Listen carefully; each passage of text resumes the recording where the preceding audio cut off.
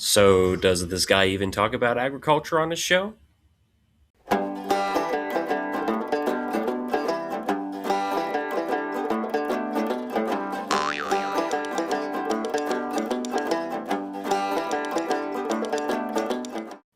We're getting to that time of year in the agricultural calendar, at least here in Kansas, where K State Extension, our agents and our specialists, essentially take a tour of the state, showcasing the performance and the characteristics of wheat varieties in the various locations where they've been adapted to grow. And the reason we do it at this time of year is because, for one, it's usually between our planting of our summer crops and our harvesting of our wheat crops. And it's also close enough to our wheat harvest that we're able to visualize differences in performance between wheat varieties if they're showing up. And it's also a long-standing program of K-State Extension going back decades at this point. And really, the main reason for that is because Kansas has a really long history of being or really the predominant producer of wheat, specifically hard red winter wheat in the United States. In fact, that's why we have our nickname as the Wheat State. So the fact that these programs, these wheat plot tours, as we kind of colloquially refer to them, are so ubiquitous across the state really pays homage to the legacy of wheat as Kansas's signature crop. And just to kind of give you a little bit of background on the role of wheat in Kansas, I'm actually going to allow Nicole Lane from Kansas Wheat, the Kansas Wheat Growers Association, to explain it in more detail in one of Kansas Wheat's Wheat Scoop recordings from back in January of 2026. When the first settlers roamed the prairies of the territory, they probably never imagined that the land they were in would one day become known as the Wheat State. The first wheat crop in Kansas was grown at the Shawnee Methodist Mission near Fairway in Johnson County in 1839. Production spread westward as the territory settled, eventually becoming a state in 1861. In the beginning, wheat didn't grow well in Kansas. Initially, the spring wheat varieties grown on the plains suffered because of the hot, dry summers. Yields were low, and many doubted that the wheat would ever be able to grow successfully in this challenging climate. In 1874, Russian Mennonite immigrants introduced turkey red wheat to Kansas. This hardy variety was planted in the fall and could withstand Kansas's cold and dry winters. The new wheat could take advantage of the moisture that arrives in the winter and early spring and then be harvested in the summer. This introduction revolutionized the wheat industry in Kansas, and turkey red wheat is now the ancestor to all hard red winter wheat varieties grown across the plains today. T.C. Henry, a pioneer of the Kansas wheat industry during its formative years, predicted that winter wheat will doubtless be a great staple of our country and encouraged farmers to plant winter wheat. A combination of his advocacy and a series of disasters plaguing spring wheat and corn cemented winter wheat into the history books of Kansas. He helped build the foundation for what is now called the breadbasket of the world. Kansas continues to be one of the largest producers of wheat in the U.S. and is the largest flour milling state in the Union. The Kansas wheat industry is a vital part of Kansas's economy, contributing about $3.6 billion to the economy in 2013 and by supporting about 30,000 Kansas jobs. So the point of all that is to say that if I were writing a story about crops in Kansas, wheat is going to be the main character. And really, it's a main character in the overall economy of Kansas for the past, 180 years.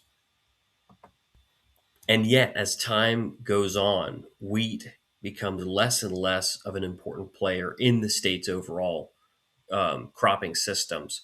In fact, in the eastern parts of the state, a large portion of farmers don't even incorporate wheat into their cropping systems. You go out west, you go out past Hayes, it's still a major crop because the climate and the topography and the environment out there is just more conducive to that. Not to say it's conducive to growing wheat, but it's more conducive to growing wheat than to growing something like soybeans, which you tend to see a lot more further back east in the state.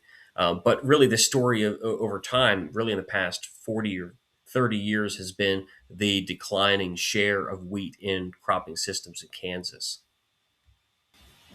My understanding, and I think is kind of a broad consensus in the agricultural community, is that part of the reason that this is happening is because of the genetic advancements that have been made in other crops in Kansas agriculture. And when we're comparing genetic advancements between corn, soybeans, grain sorghum, and wheat, wheat is at a unique disadvantage because its genetic properties are a lot more complex than some of our other cash crops. And I'm actually going to let one of the researchers at the Heartland Plains Institute, part of the Kansas Wheat Innovation Center, part of our K State outreach programs, to explain why that is, because he can do it better than I can. Having access to bred wheat's ancient relatives is critically important for the breeding process because wheat is a hexaploid, meaning it has six sets of seven chromosomes, and that makes genetic research on wheat much more difficult than other crops. The bred wheat genome is about five times larger than the human genome. The human genome has 3 billion DNA letters, while wheat has 16 billion. Wheat genetics are incredibly complex, and it was not until 2017 when scientists finished mapping its genome. Now we know exactly where each trait is located, what they do, and how they interact with other traits. So, like was mentioned in that brief clip, wheat is a hexaploid. It's a more complex genomic structure, which means it's a lot more difficult to kind of master the genetic architecture of it in order to select for traits and characteristics that are going to be conducive to making it profitable down the road and bringing those traits to bear. Usually, from what I've spoken to wheat breeders about, it usually takes between 10 to 12 years to come up with a new variety. And so there's this continuous pipeline of new varieties are coming out, year after year. But those varieties, well, the traits were selected for, sometimes in excess of a decade prior. Yet, for a variety of reasons, one of them mentioned in that clip, the fact that the genomic structure of wheat has been fully mapped out as of 2017, and also some of the other agronomic research is going on through K State Extension, through our folks like Dr. Romulo Lolato, who's been examining the ways that we could strategically incorporate wheat into our cropping systems. What we're finding out by and large for a lot of Kansas growers, there are opportunities out there for growers who want to strategically incorporate wheat into their cropping systems and can do so in a way that's profitable to them, whether that's through incorporating new practices, new varieties, or expanding it to new markets. And as we see them today, that's really the bread and butter of why, well, no pun intended, that of why we have these wheat plot tours throughout the state in basically every corner of the state, is because we want to give as many Kansas producers an opportunity to see what's available to them in terms of their options for incorporating wheat into their cropping systems, whether it's something that they've been doing for 40 or 50 years, or whether it's something that they want to get back into because of the new opportunities that have been made available through advancements in agronomy and plant genetics. So some people might regard wheat plot tours as an anachronism that we can't seem to let go of in K State Extension, but I personally believe that these are out in the open field opportunities where we can enrich our understanding of how to incorporate our legacy crop in profitable ways on our own farms. Hold on, we're changing the frequency here. Remember how I said in the last episode that this is going to be a rocky road and we're going to be kind of rolling with the punches and changing things as they come along? Well, you've probably noticed that in the last frame, things have changed. I'm recording in a different location and at a different time period, but that's just going to be how we're doing things right now. I mean, hopefully, we'll get to a point where I'm in a studio. You won't hear the noise of my son babbling in the background, and we'll be able to have microphones and all that sort of stuff. That's the hope, anyway.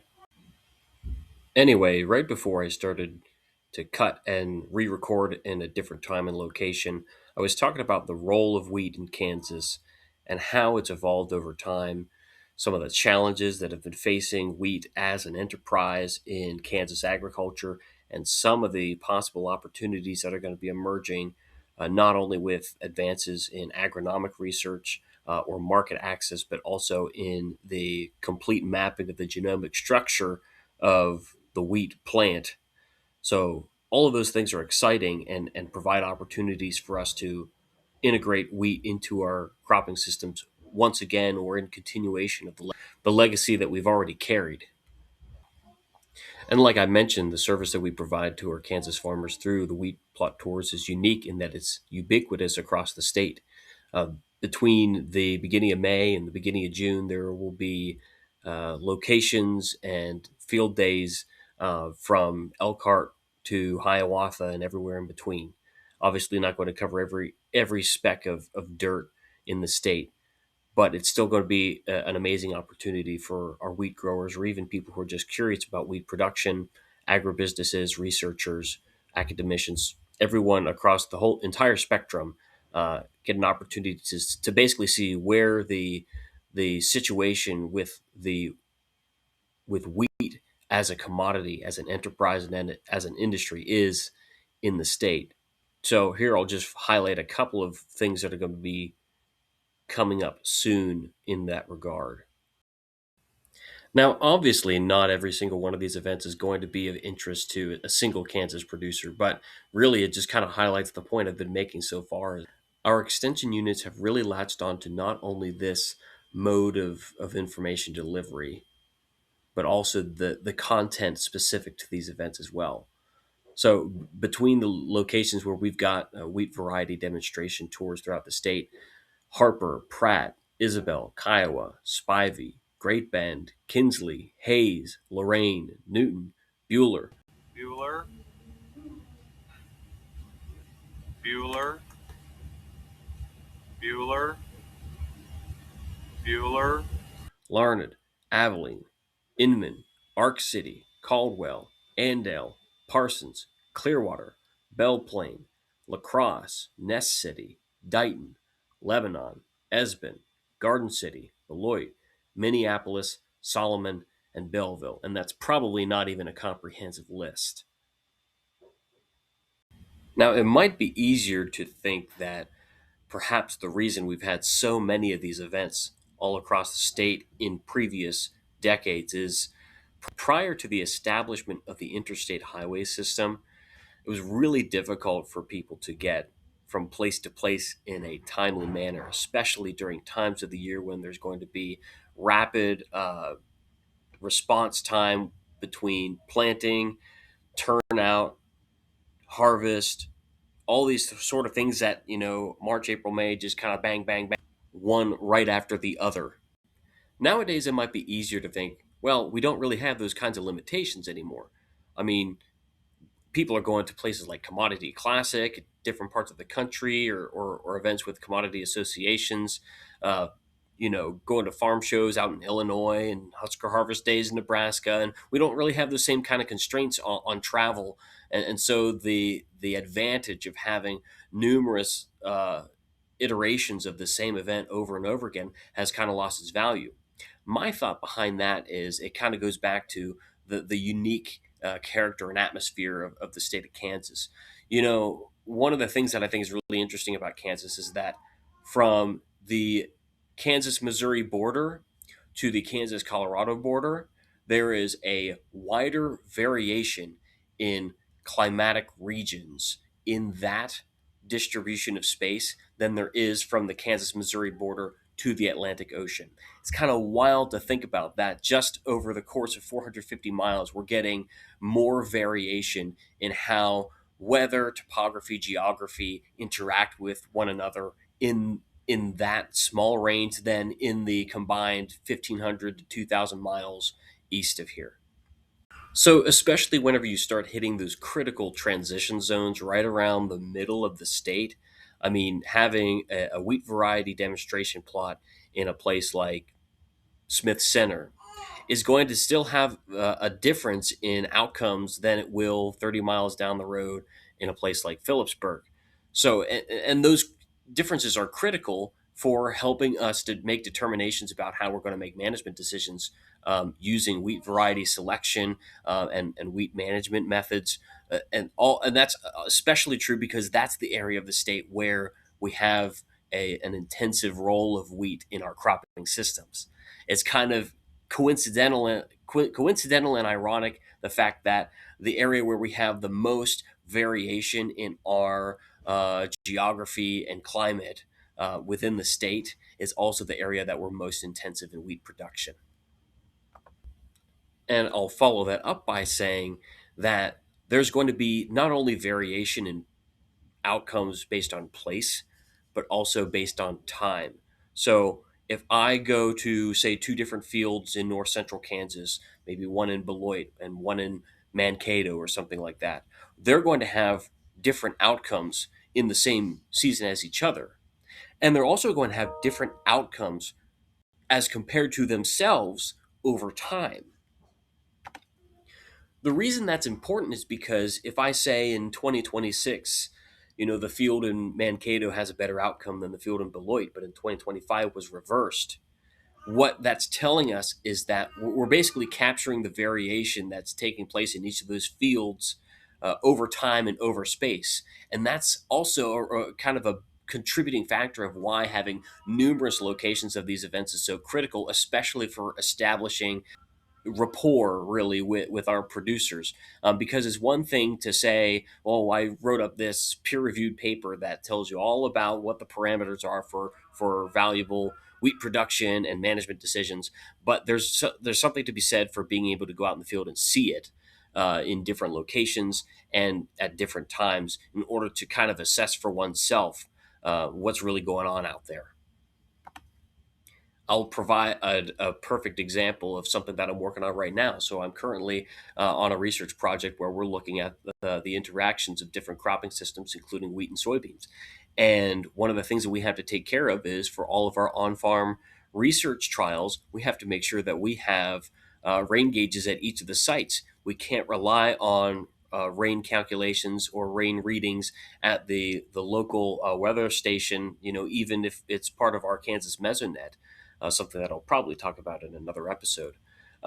We can't rely on that because even if the field's only 2 or 3 miles away from where the weather readings are taken, I mean that's wide enough. People in Kansas who have been farming long enough know that a single field over, your precipitation distribution is going to be different than it is than the field that you're in. So those kinds of differences also contribute to the variation that we see in wheat production, and not just in terms of the performance of the varieties, but also the performance of the same varieties over time and over space. So we're really capturing all sorts of variation whenever we're having a lot of different locations for these events and doing it over the course of years and years and years and years so that we can kind of get a grasp of what the trends are. And our hope is that we can really get a grasp of some of these trends so that we can inform some of these management decisions that are tied up to things like variety selection before the time that some of these varieties are at the waning days of their product cycle. Because that's another trade-off whenever it comes to being in wheat production, is that you can't just plant Bob Dole forever. Eventually, you're going to have to move on to other varieties, not only because the genetics are improving, but also because the growing environment is also changing around you to compensate for whatever advantage you may have had in the past by selecting a different variety. So, if I haven't yet convinced you of the value of having these numerous wheat variety demonstration plots, or wheat plot tours as we might call them, all across the state and throughout several decades of history, then perhaps I can pitch one more thing to you to maybe draw your attention to why this might be valuable. And that's coming up on Wednesday, May 27th, at the Belleville unit of the North Central Kansas Experiment Farm. So that's 1 mile west of downtown Belleville on US Highway 36. We're going to be having our Precision Wheat Management Field Day. It's a new event. It's kind of a twist on our wheat plot tours that we've had in the past, but we're having one where we're looking at the kind of innovative research and technologies that we can incorporate into our wheat management so that we can kind of capture all the differences that we might observe in our fields over time and over space, take that information into account and use it to make informed management decisions so that we're maximizing our productivity and profitability. So that's going to be taking place Wednesday, May 27th, 2026 at the Belleville unit of the North Central Kansas Experiment Farm. Presentations are going to start at 9 a.m. We're going to have Romulo Lolato, like I mentioned earlier in the video, kind of our flagship wheat agronomist in the K-State Extension. Also, Tina Sullivan, our Northeast area extension agronomist, as well as Deepak Joshi, our extension precision agriculture specialist. We're also going to be reintegrating into our extension event demonstrations, the legacy of demonstrations that Extension has had in the past by live streaming UAV flyovers of a wheat fertility trial and streaming that as a live feed into data monitors that you, the participants, are going to be able to see, along with the infrared and multispectral imagery that we'll be able to use for instant analysis on figuring out what the condition of our wheat is going on in ways that we can't see with the naked eye, and using that to inform management decisions. So it's really going to be a lot of fun, a great time for refreshments if you get there prior to 9 a.m. and lunch served right at noon. So something that you don't want to miss. I'm going to attach the QR code on the screen here and also include the link to the sign up in the description. That's a wrap on today's episode. I'm Luke Byers, and you've been listening to and or watching Gab in the Cab. We'll see you next time.